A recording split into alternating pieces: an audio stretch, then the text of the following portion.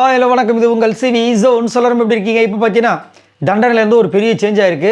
So அதை பார்க்கலாம். அதுக்கு முன்னாடி பார்க்குற எல்லோரும் நம்மளோட சேனலை சப்ஸ்கிரைப் பண்ணிட்டு பாருங்கள், லைக் பண்ணுங்கள், கமெண்ட் பண்ணுங்கள், ஷேர் பண்ணுங்கள்.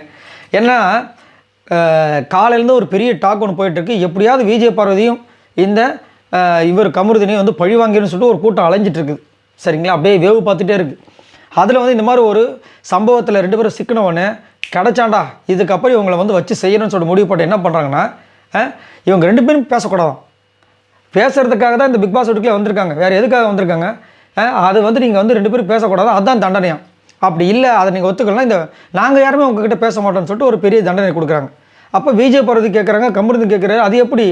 நீங்கள் மற்ற எந்த தண்டனை வேணால் கொடுங்க, நான் வேணான்னு சொல்லலை. ஃபிசிக்கலாக கொடுங்க, நாங்கள் வேணான்னு சொல்ல. ஆனால் நீங்கள் இந்த மாதிரி எங்களை பேசக்கூடாது சொல்கிறீங்கன்ற மாதிரி கேட்குறாங்க. நான் என்ன கேட்குறேன்னா, தண்டனை கொடுத்தது பிக் பாஸ், இவங்களுக்கு தண்டனை கொடுக்கறதுக்கு நீங்கள் யார்?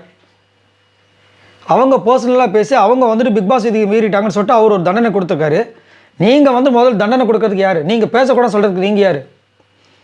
அதை அவங்க செய்கிறாங்களோ செய்கிறாங்கன்றது அவங்களுடைய கேம் ஸ்ட்ராட்டஜி. பிக் பாஸ் சொன்ன விஷயத்தையே வந்து பண்ணாமல் இருந்ததுக்கு விஜய் சேதுபதி என்ன சொன்னார்? அது அவங்களோட கேம் ஸ்ட்ராட்டஜின்னு சொன்னார். கரெக்டாக? அப்போ இதை வந்துட்டு அவங்க பண்ணுறாங்களா இல்லையான்றது அடுத்தது. ஆனால் மன்னிப்பு கேட்டுட்டு இருக்காங்க. அப்படின்னும் போது இவங்களாம் வந்து இது மாதிரி பேசக்கூடாதுன்னு சொல்கிறதுக்கு நீங்கள் யார்?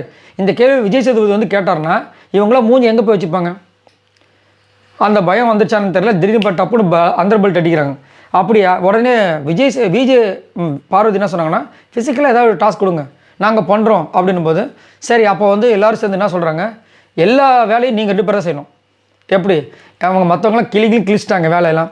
அரோரா, விக்ரம் எல்லாமே இப்போ தான் வந்து புதுசாக வந்து டீமை மாற்றி விட்ருக்காங்க, கிச்சன் டீம். அதுன்னு இப்போ வந்து எல்லா வேலையுமே அவங்க செய்யணுமா?